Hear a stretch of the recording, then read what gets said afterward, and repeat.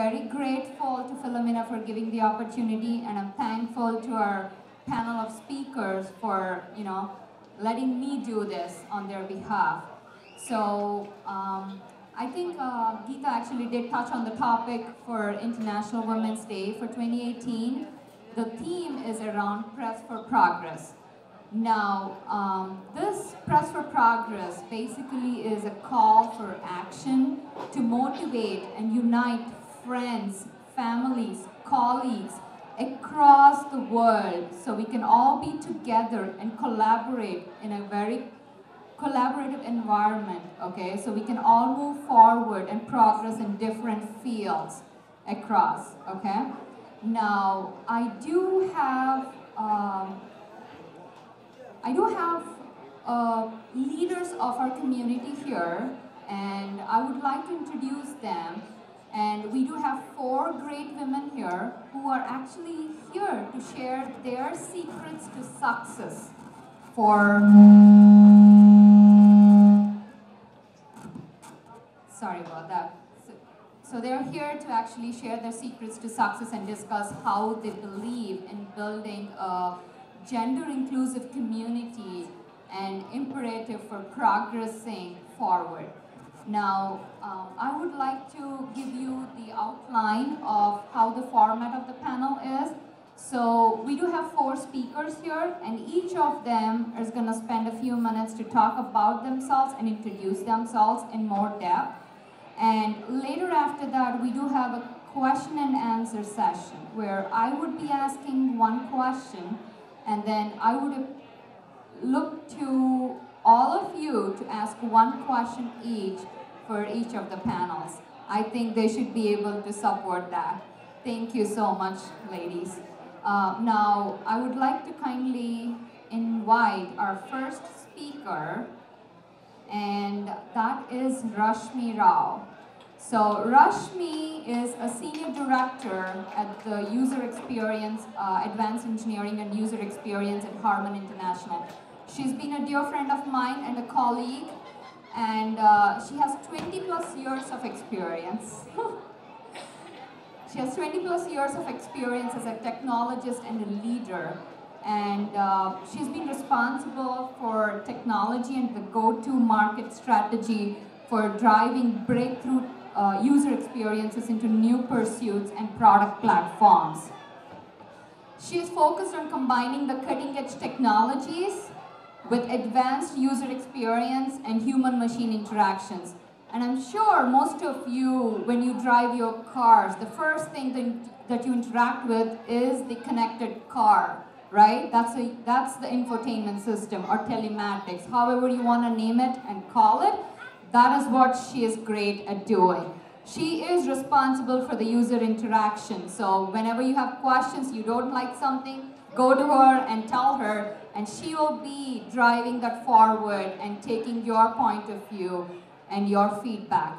And she has been with Apple, and before joining Harman International in Michigan. So that was definitely a big move for her, moving from California to Michigan to be as a Michigander. Thank you, Rashmi, for taking that opportunity. And Rashmi is also a very active advocate of STEM education. She believes in empowering girls in middle school, in high school, in elementary, to introduce them to STEM education. So she's been a great advocate with that, and she was recently awarded Diversity Journal's Women Worth Watching in STEM for 2017. That's a great accomplishment, and I think we should all accolade her for that. Thank you. So I think I would now like to invite Surita Chowdhury. She is our next speaker. And Surita has been committed to the nursing profession for over 30 years. And yes, my introduction to FOMA, I know Geeta mentioned that FOMA has been a big contributor for nursing education and being part of the nursing. So that is great. She is a very good contributor for nursing, and it's great to have her on the panel here. And she has been in the profession for 30 years, right? I mentioned it's 30 years. That's a heck lot of a time for any one person. Now, she has led various leadership roles, included infection control, epidemiology, and patient safety, process improvement. Man, this is a long list of items. Trust me, I couldn't remember that. I had to jot it down. And she has been a Six Sigma belt and lean expert. Now, her most recent achievement has been in attaining National Board Certification in Advanced Holistic Nursing. And this is where she had the opportunity, I believe, to develop and implement holistic training program for staff in nursing, for leaders and executives across the hospital of a multinational hospital system here. That's great. And she is one person who believes that caring for the whole person is essential to living and healing, okay? So that is great. I really appreciate it. She has, Sarita has two sons, Dylan and Brandon, and she is blessed to be their mother. She definitely appreciates that, and she enjoys being a mother to both the kids. And she learns from them every day. Every day is a learning. That's what she believes in. So now, I would like to take the opportunity.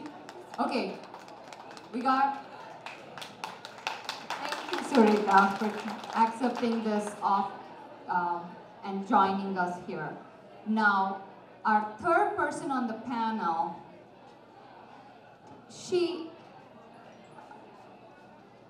Michelle Gallardo.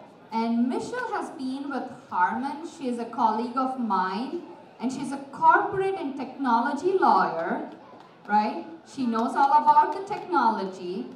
She knows the legal aspects of technology, and she's been a legal executive for the executives at Harman International. That's great.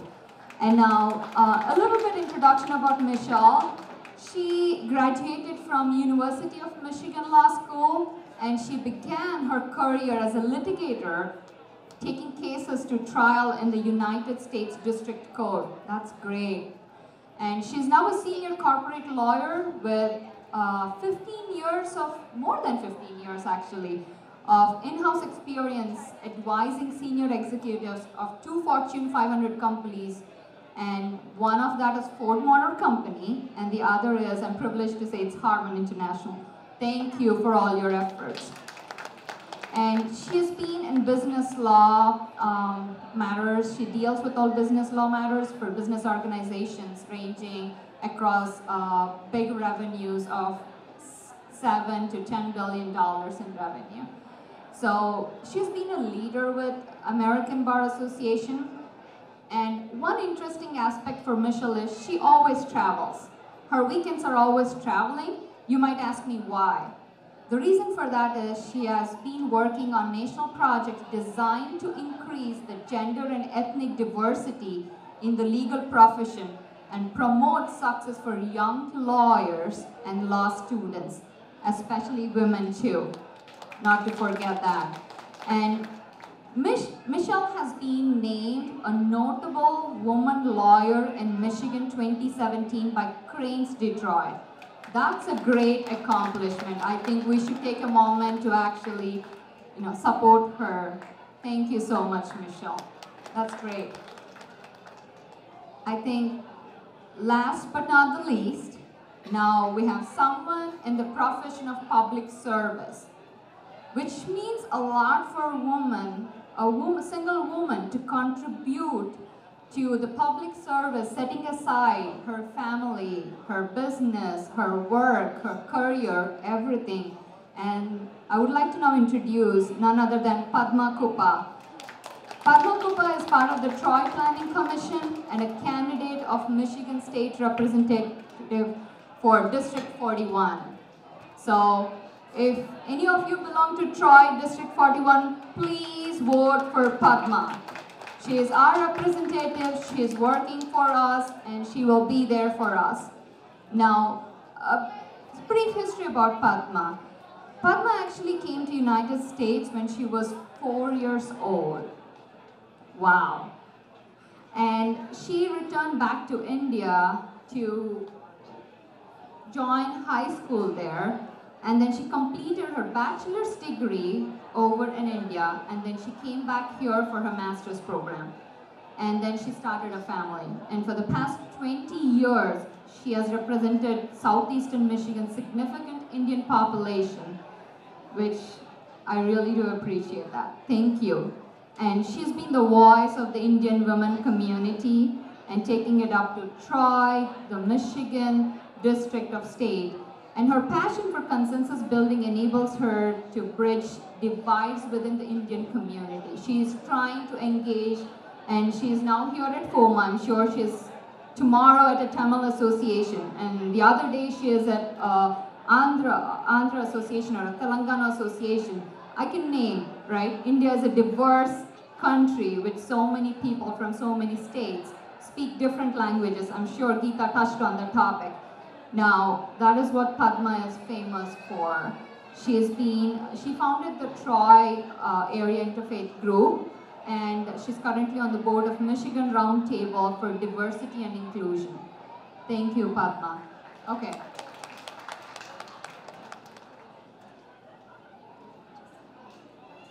I think now I would like to introduce, and I would like to ask Rashmi to start the panel.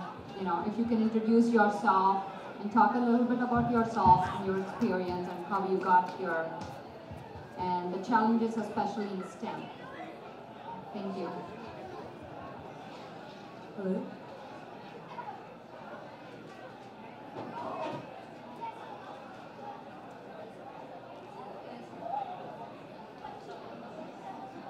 First of all, Vellarinu, that's my attempt to say thank you in Malayalam. My better half is Malayali, so I have an entry into this elite club of Malayalis. I consider myself half Malayali because my better half is. So thank you very much, FOMA and Philomena, for inviting me to be a part of this amazing event.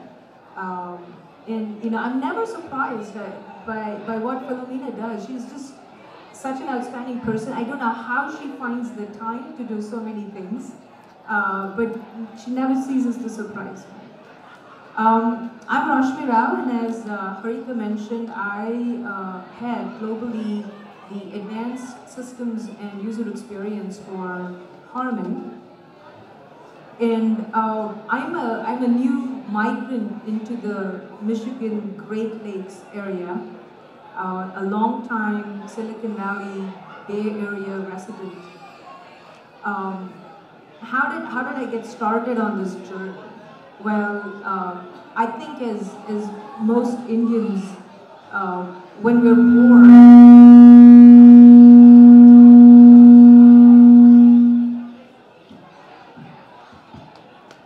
I think when most Indian families, we're given two choices.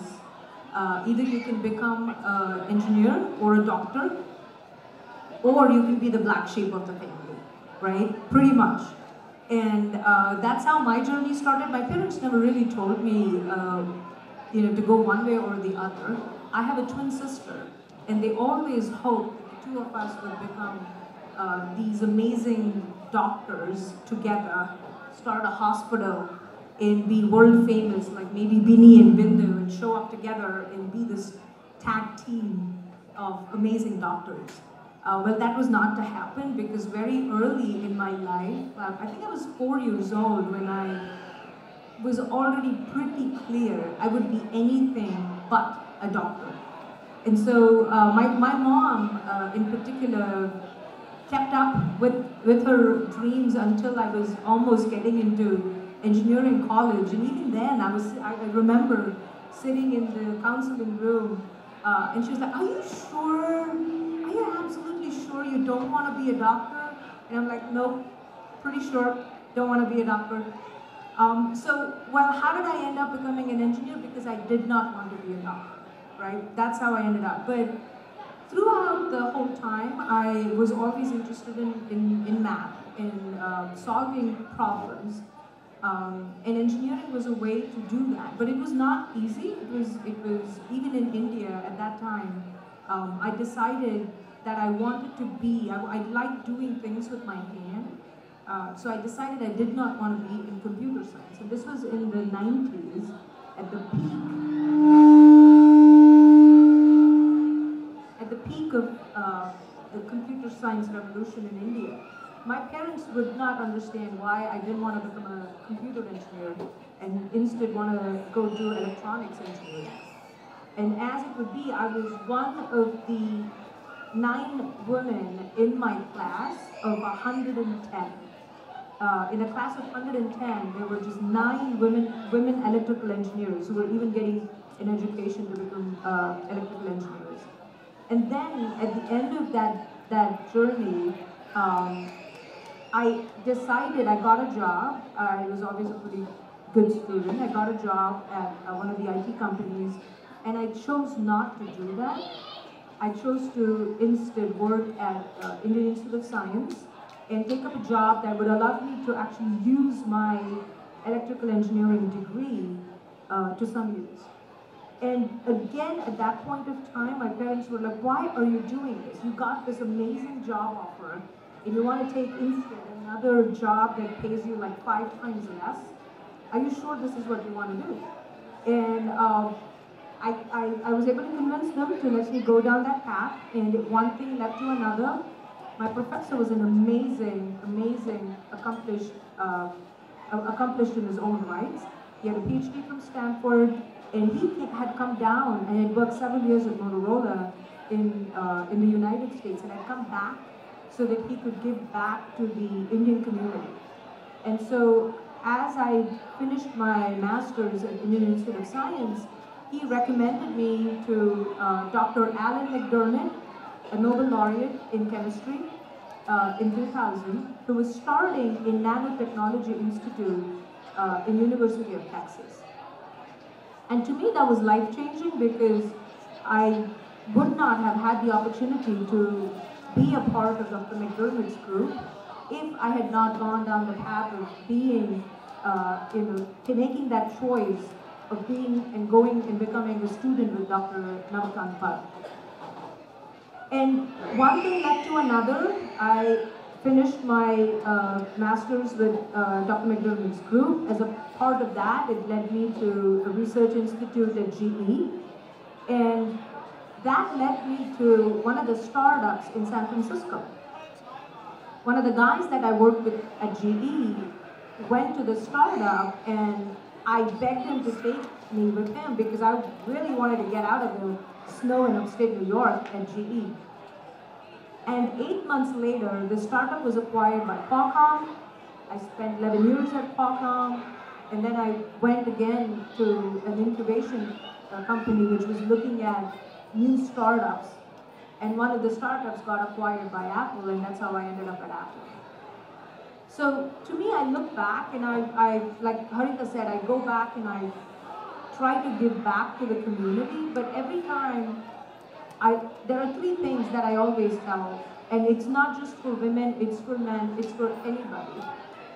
If there's 3 things that you take away, for me, is you should always go with your gut. It already somehow knows what you want to do and where you want to be. Sometimes those choices are not easy. They're never easy.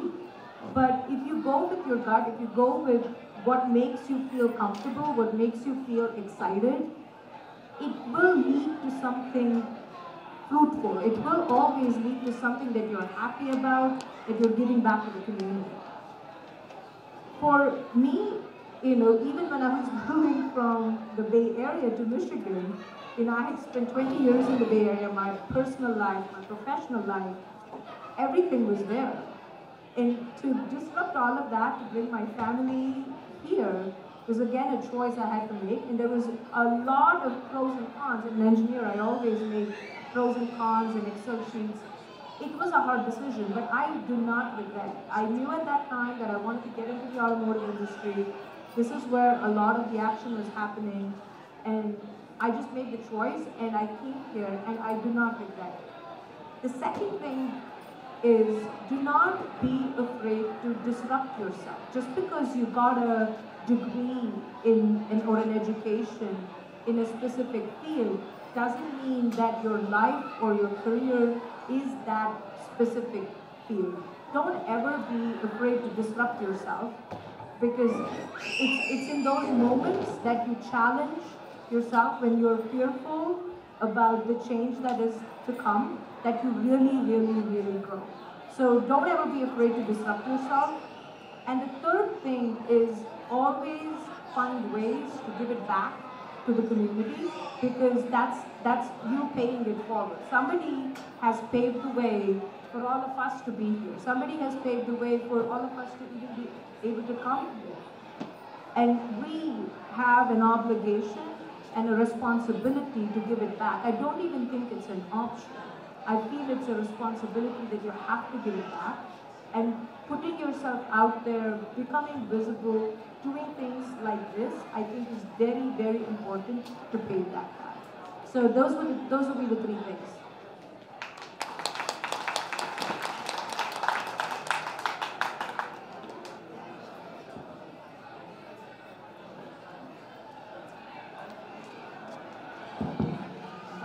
Thank you, Rashmi. That was very great. We really appreciate you sharing your experiences. That was nice. I think I do have 3 takeaways from what you just said.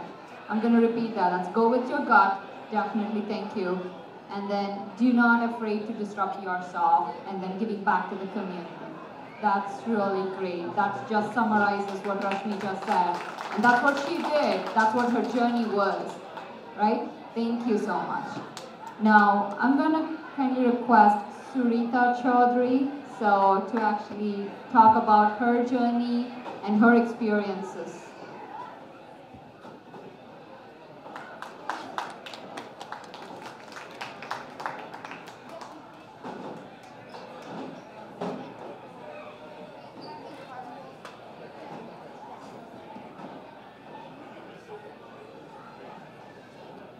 Good evening, everyone. Can you hear me okay? Back? Okay, thank you. Thank you for the warm welcome. I am really honored to be sharing the stage tonight with such a fine and accomplished group of ladies. I want to also thank Zenas Joseph. I'm not sure if she's here, but she is the one that had approached me and asked me to speak this evening. I've never been to a FOMA event, and so it's her request I'm here. It is truly humbling to be here, and just want to also take a moment to thank God for giving me the strength and guidance to show up here this evening. I also want to thank my family who is here to support me, especially my youngest son Brandon, who is here in the audience tonight, who inspires me every day to be better and stronger. I love you very much.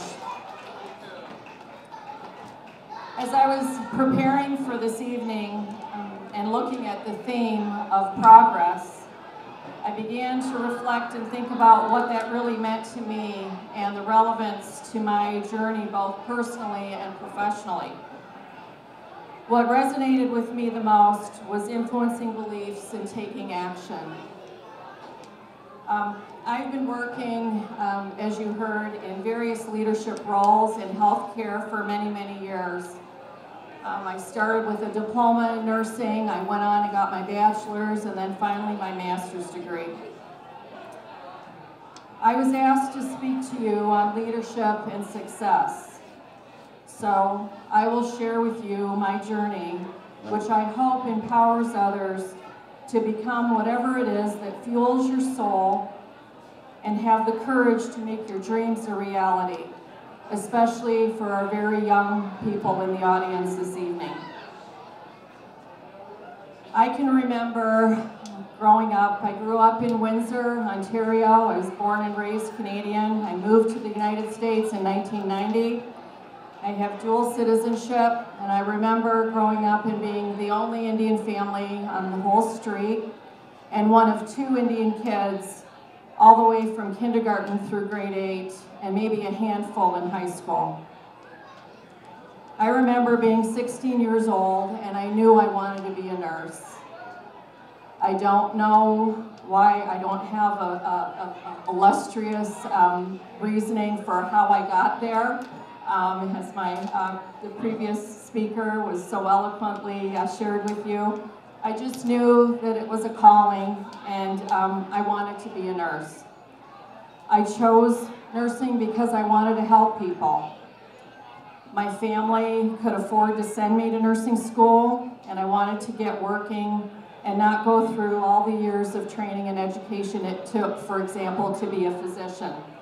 It seemed like those were the only options, and I was too impatient to become a physician. Back then, it seemed like we had to choose something safe. A career that we could choose where we would have a better chance for success. It was safe in knowing that I would have a job and be able to start earning my own income.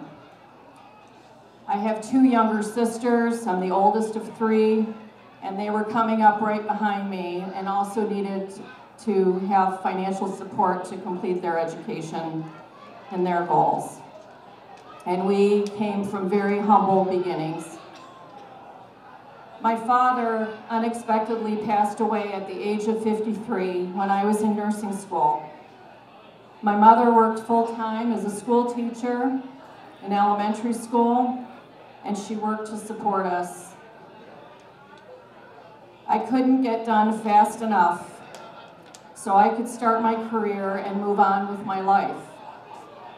I chose leadership roles after working as a staff bedside nurse for a few years.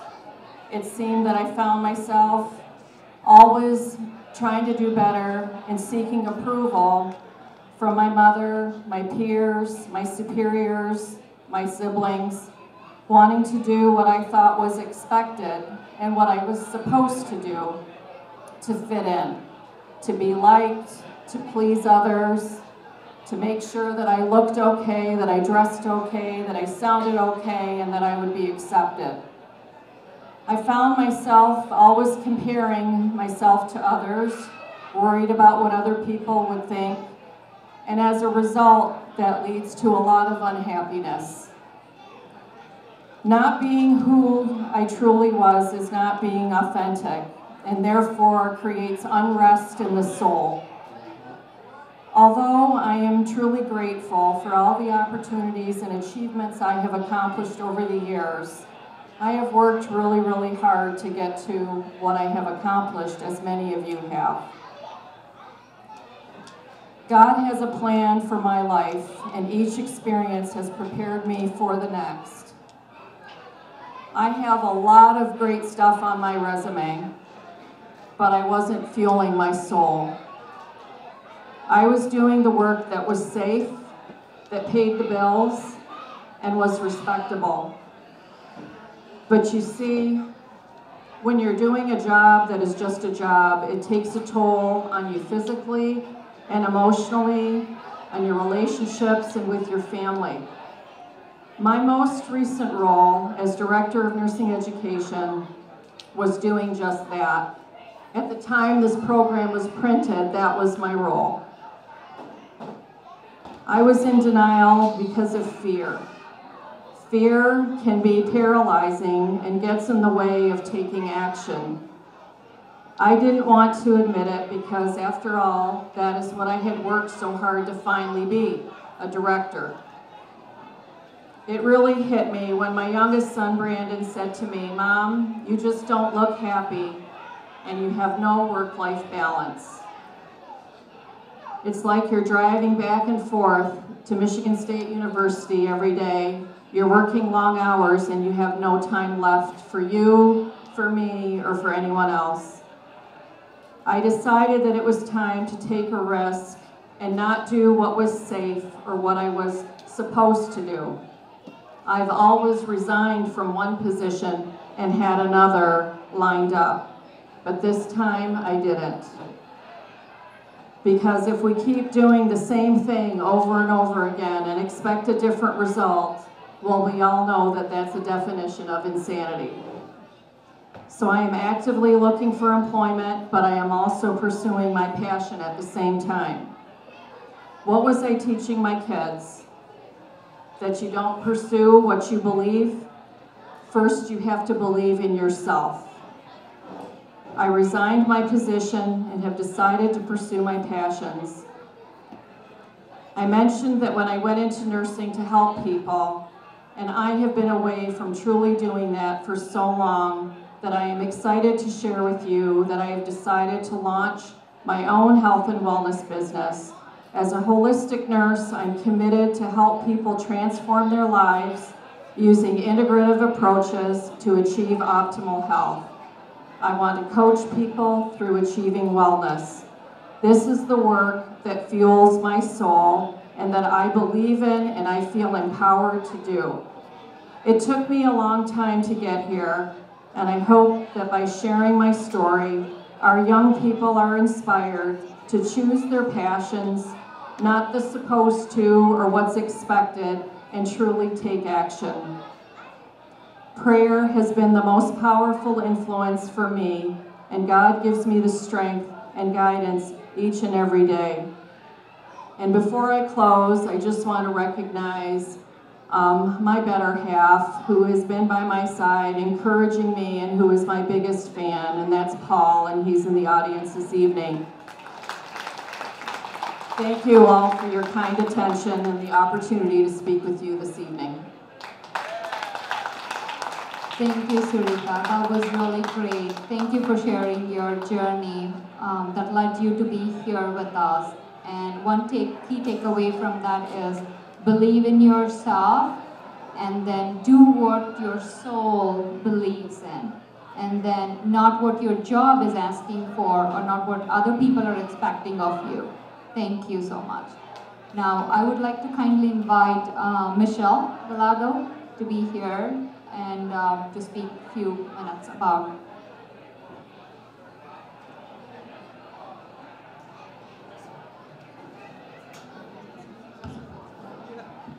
Hello?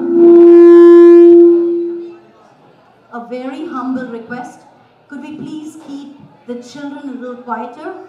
I have a request from the audience. They are enjoying hearing these very brilliant women speaking, and it would only be respectful to give them a chance to be able to talk and for the audience to hear. So once again, a humble request, could everybody in the back particularly please keep your voices down, and the children, could you please be seated? Thank you so much. Please be seated. Thank you. Harita, please go ahead. Hello. Okay. I'm Michelle Gallardo, and I want to thank Philomena and Khalifa for inviting me.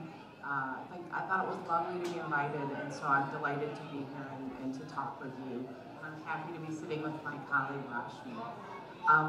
As Khalifa mentioned, I'm a lawyer. I've been a lawyer for a very long time. I can't tell you how long because I always lie to my son about my age. And so I have to keep that to myself, but it's been a long time.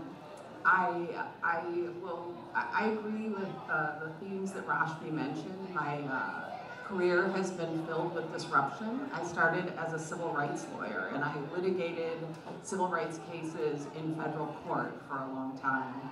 And then I became a business lawyer where I worked at Ford Motor Company, and I was responsible for a division of Ford Motor Company that had $6 billion in revenue, which is the size of a Fortune 500 company.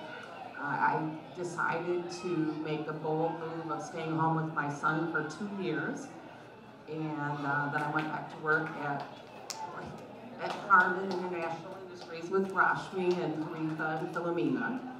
And so there I, for 2 years, had responsibility for a function that had between $4 and $5.5 billion in purchasing.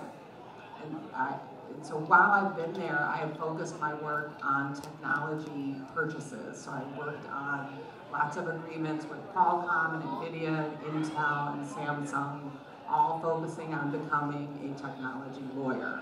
So that's a very dramatic, disruptive change to go over the course of my career from being a civil rights lawyer to being a technology lawyer. So I have to say that, so like Rashmi, I have been willing to make dramatic changes, but for me that's made my career interesting because I'm constantly learning. So it's been a career of learning every single year. And then when I feel like I'm at a point where there's not a lot for me to learn in my space, I end up moving to a new space. So for me, that's been a really important element of my career, is being willing to take chances and disrupt myself and take risks and grow.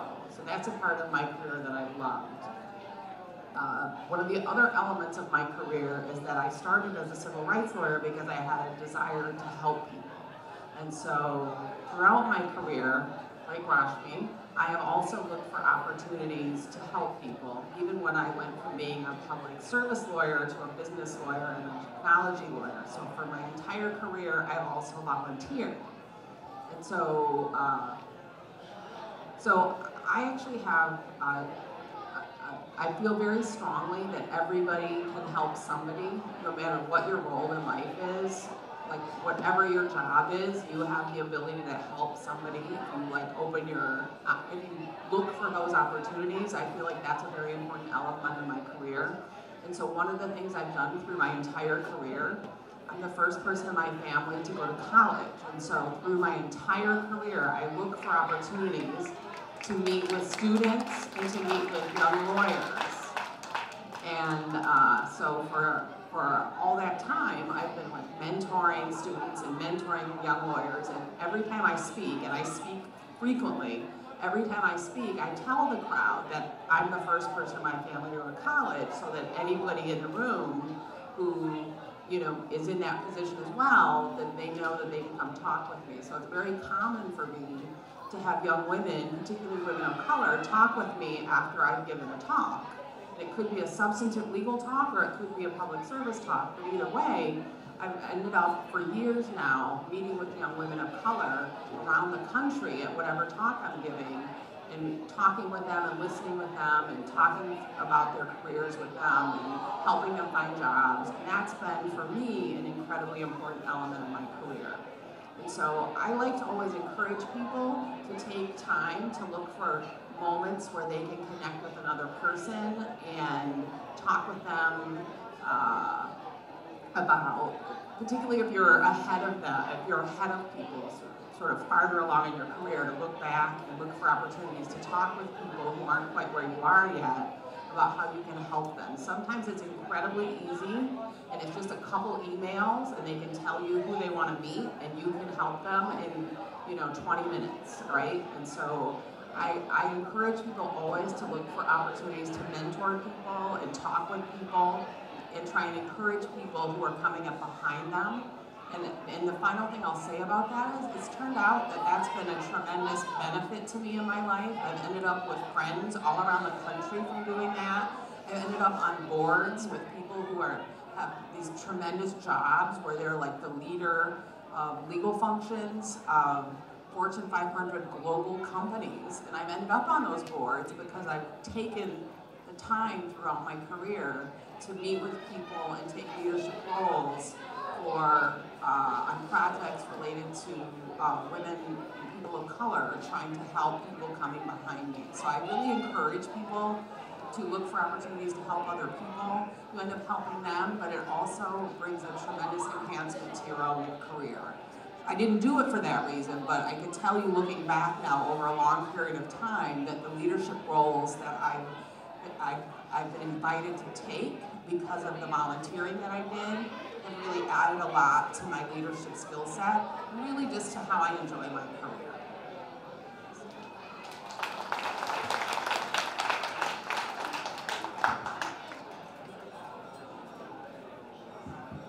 Thank you, Michelle. Thank you, Michelle. That was great. Thanks for sharing your experiences. I think that was a huge transition for you to go from civil to business and to technology, disrupting every bit of everything that everyone does, right? So that was great, and thank you for the advice that we always have to keep looking for other opportunities, always, and accept them, and not shy away with fear.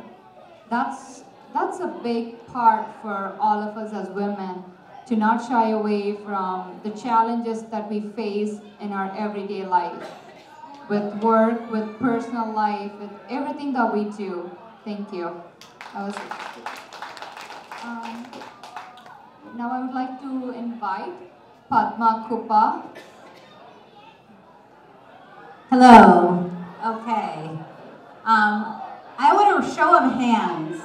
How many of you are in elementary school? How about middle school? How about high school? Okay. How many of you are in kindergarten? All right. So my story starts when my parents came to the United States before I could start kindergarten. And I started kindergarten in New York, and I went to something called a public school. How many of you go to public school?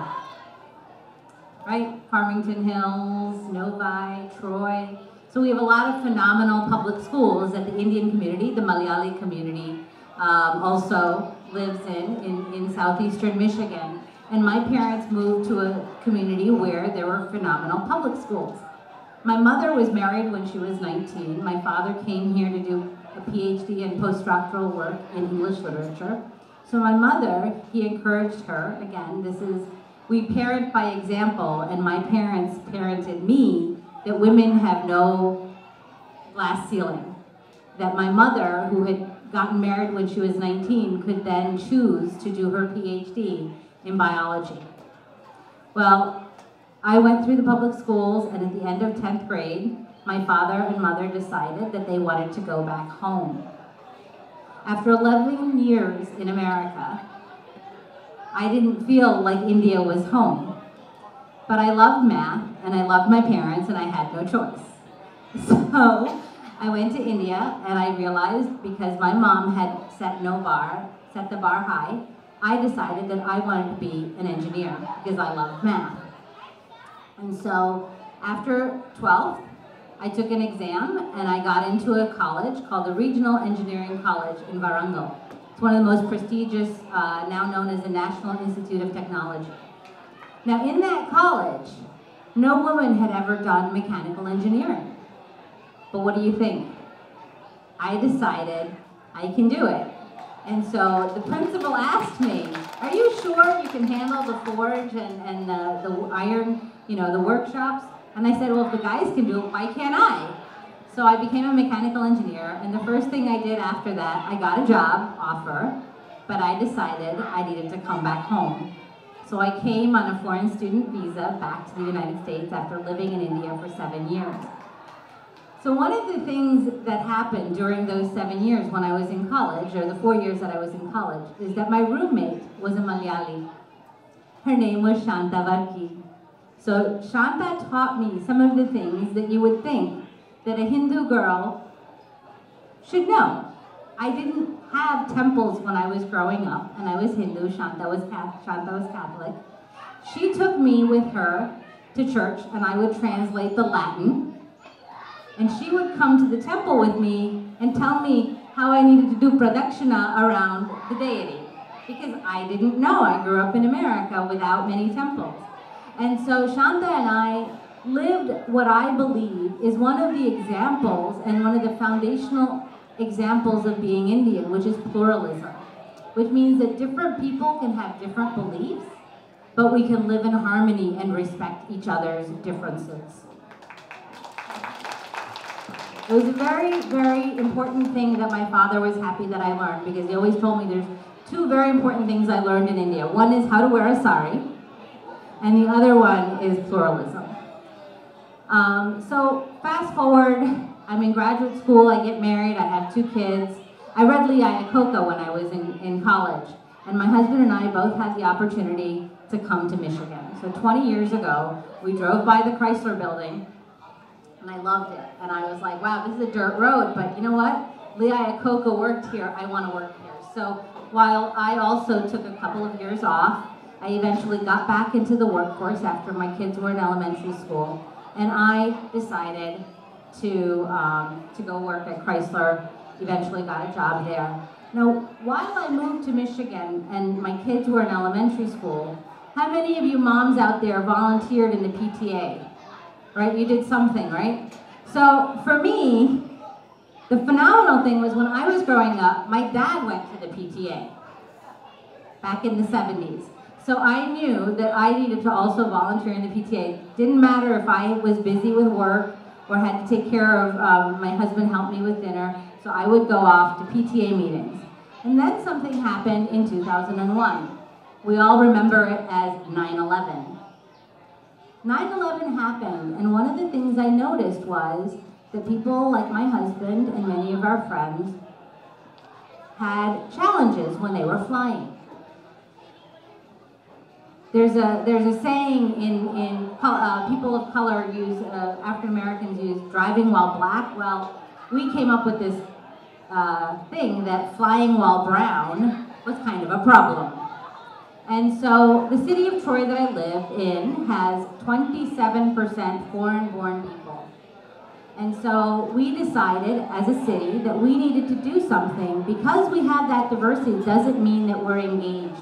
We're very siloed. And we know this in our professions too, right? That when the communications department and the marketing department and the engineering department don't always communicate, but then if you do, something wonderful happens. So similarly, we realized that if the Telugus and the Gujaratis and the Malayalis and the Chaldeans and the Hindi-speaking, everybody came together, Troy would be a better community. And so we formed an Ethnic Issues Advisory Board. And from that Ethnic Issues Advisory Board, I realized that people of different religions didn't always know what the other one believed. And out of that not knowing, out of that ignorance, is fear. Ignorance breeds fear. And fear makes us create stereotypes about someone else that creates mistrust. How do you build community when you don't have trust? So because I loved Troy and I loved the community that I was living in, I started volunteering not only for the Ethnic Issues Advisory Board and starting this interfaith organization in Troy, I started volunteering in other ways. I volunteered for the Historical Museum. And so the mayor gets to appoint who is on the Planning Commission. And so 3 years ago, I became the first Asian American to represent our community on the Planning Commission. In a city that is at least 50% Asian American, I am the only one. So this is the thing that I think, that we love our careers, we love our families, but we also have to give back in civic arena. And so I have been doing that. I have been involved in political issues because public policy affects our everyday lives. Now, how many of you out there like our roads? You like our potholes? Well, we have roads, but one of the things I don't like is that we have potholes. And so I started getting in, okay. But the thing is, Michigan used to have much better roads when I got here. Similarly, we used to have much better public schools when I got here. And so last year, as I saw what was happening in the national public political arena, I realized something that my father always told me. He used to quote an old politician named Tip O'Neill, and he said, all politics is local. If you want better roads and you want better schools, you need to take care of it yourself. You need to get involved. And so last year, I thought about it. I've been doing all this stuff with interfaith and pluralism and whatnot. And so I decided that I needed to think about what I'm going to do. And so I took, and I think a lot of you in the audience will be surprised, this Hindu went to a Christian seminary. And I took a class because I've always been an activist. And what class did I take? Jesus the Activist, as told in the Gospel of Mark.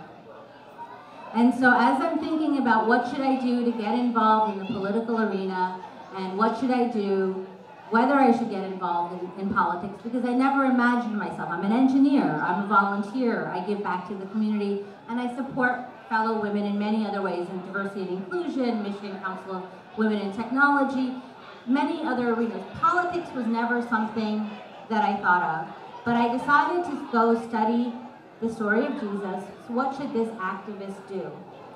And so I was there reading through the whole story of Mark, and as I was thinking whether I should file to be the state representative candidate from the city of Troy and city of Clawson, I read chapter 12, the Gospel of Mark. And many of you are familiar with chapter 12. Give me a show of hands. Okay, Gospel of Mark. The scribe comes and asks Jesus, what is the most important commandment? And what does Jesus tell him? Love your neighbor as yourself. And that was my answer, because in our current political arena, I felt very strongly that people are not thinking of their neighbor as themselves. And so I decided in November of 2017 to file for state representative in the state of Michigan House of Representatives to represent the communities of Clawson and Troy. So my parents are PhDs, my brother's a PhD in engineering, and here I am going into politics. But this is what I think that we've all had this common theme. We need to disrupt. If there's something that you believe in, go for it. Be the role model, be the example. Speak up when you see injustice. Speak up for what we call karma in Sanskrit. Speak out and protect the things that you hold dear. And for me, the thing that brought my parents to this country, that brought me to this country, and brought many of you to this country, is education. And so I would like to protect public education as we know it. And that is why I believe very strongly that women, because we are the ones that are there with the kids, doing the homework and helping and making sure, running them place to place as they go through school. Tell me, young women out there, how many of you have your mom driving you from place to place, even dance class, right? So I think it's time. In the state of Michigan, we have 110 districts across the whole state, Upper Peninsula. You know how many women there are in the state house? 31. I think it's time that we fix that disparity, don't you? Thank you.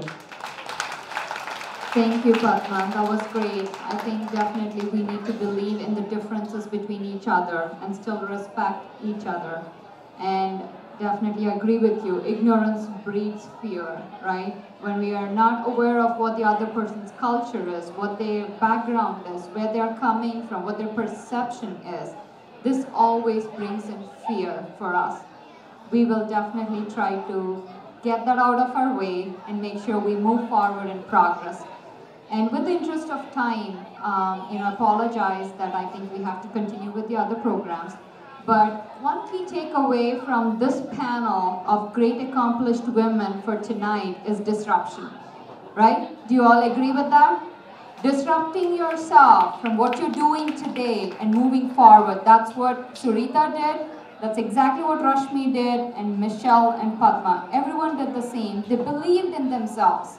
And thank you so much. We really appreciate it. Thank you for your time and opportunity.